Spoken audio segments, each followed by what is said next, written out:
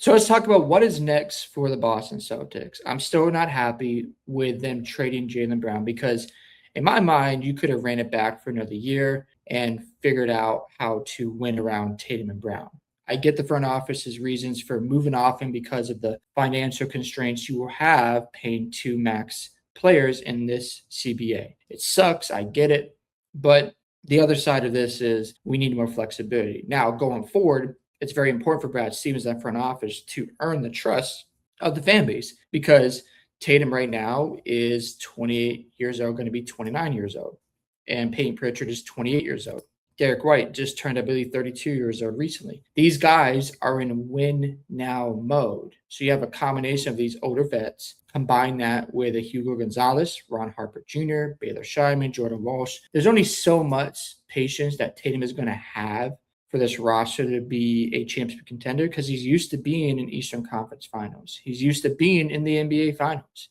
And if they can't get it together within the next, I would say, offseason next year, Tatum might think about maybe I need to move on from Boston. So it's very important for Brad Stevens to be aggressive in the trade market and to improve around the margins. Now, I will give him this. Picking up Mitchell Robinson was a really good acquisition because they needed a backup center. He averages about 4 offensive rebounds a game, which is going to help with Joe Mazzulla's strategy with crashing the glass. It's another center. They needed that desperately outside of Keita. I saw they extended him as Keita. So you have your front court positions in place for the next few seasons. So I'm not concerned about Robinson. I know people say, well, what about his offense? That's not his strength. He's a great rim protector. He can rebound the basketball, which means it creates extra possessions for the Boston Celtics. When Keita got off the floor, their front court was atrocious. So having Robinson out there is going to pay dividends for the Celtics going forward. Also, he just helped the Knicks win the championship, and he was a big part of slowing down Victor Wembanyama. So I like the acquisition there. So let's talk about Paul George. We understand he has had some injuries ever since the 2019-2020 season. He hasn't always been healthy. Now, I will say this.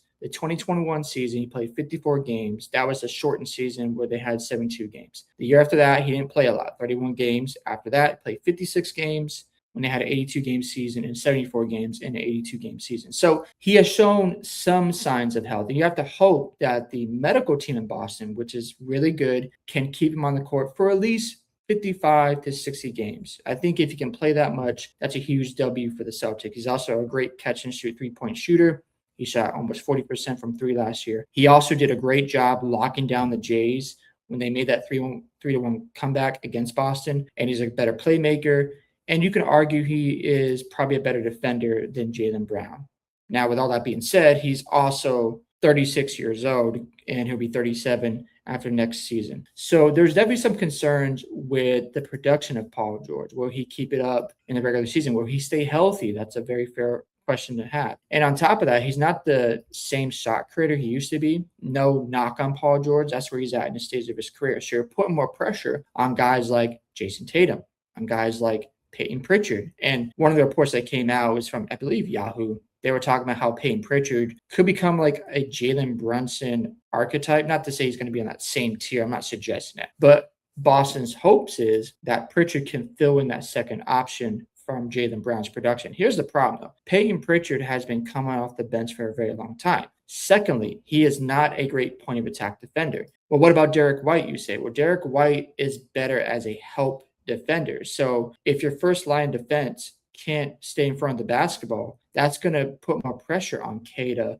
on Mitchell Robinson, and Jason Tatum to cover up those weaknesses. So again, I love Peyton Pritchard as a bucket getter, but can he sustain that level of production as a starting point guard where you're expecting him to increase his shot attempts? He averaged 14 shot attempts last year. He averaged 7 3-point attempts a night. Now, I think he'll be a great knockdown shooter, but he's also undersized. You throw him and Derek White out there, that's not a big backcourt. It reminds me of Darius Garland, Donovan Mitchell. So if you have a bigger backcourt, you're going to be able to put him in situations where you can score in the post, attack him because of his size. I think he'd be great on offense, but that's something you have to watch out for. And can he handle an increased role? We don't know that. We saw last year with Derek White, when you moved into the second option, it did not work out because Derek White is better as your third or fourth option. We saw an increase in his shot attempts. It was a career high, and he shot 32% from three, and it was dreadful in the playoffs. If you're relying on Derek White as your second option, That's not a recipe for success. Now, we understand Paul George will help out with some of this because of his three-point ability, but when it comes to shot creation,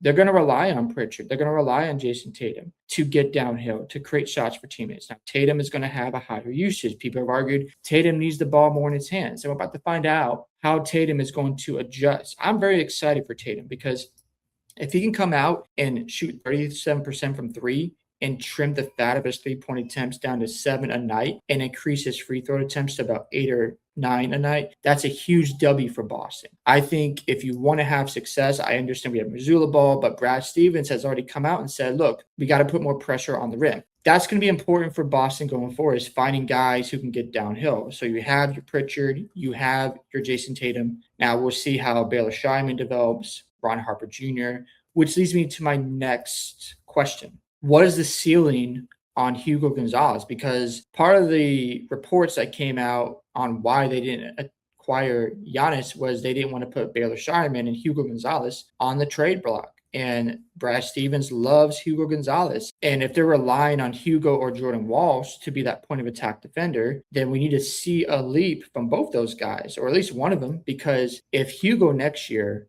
can't knock down a three-point shot or offer anything on offense, that's going to harm the spacing for guys like Tatum and Pritchard to create those advantages on offense. And I definitely believe Hugo has that upside along with Jordan Walsh.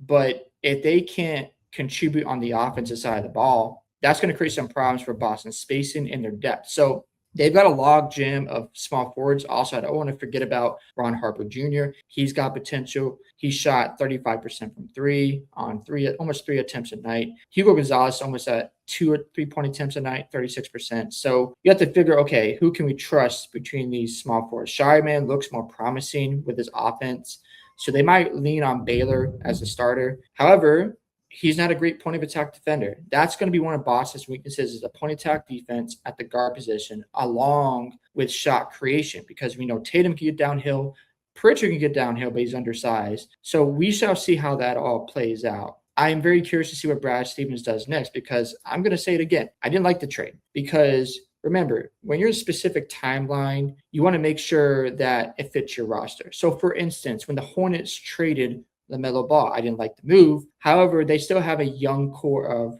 Brandon Miller, Concanepo, and the rest of those guys on the roster. So it's like, okay, we moved off LaMelo Ball, but this is going to be our core roster going forward. So I'm not opposed to that idea, even though I didn't like the move. But that's the timeline of Charlotte right now. The problem with Boston is Jason Tatum is almost 29 years old. So your window to build a contender is much smaller. Brad Stevens cannot sit around and not try to improve this roster by next offseason.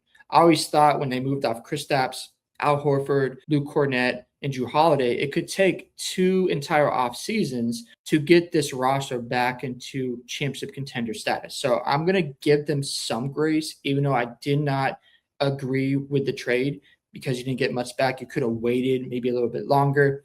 With all that being said, though, there is pressure on Brad Stevens to get the job done, because I'm telling you right now, if this roster doesn't make the improvements that it's needed to compete with your OKCs, your Spurs, or the Worlds, and they're still in the same predicament a year and a half from now, I am not going to be surprised if you start hearing rumblings about Jason Tatum wanting out of Boston. Because why should he stick around in his prime years while you're trying to reconstruct this roster?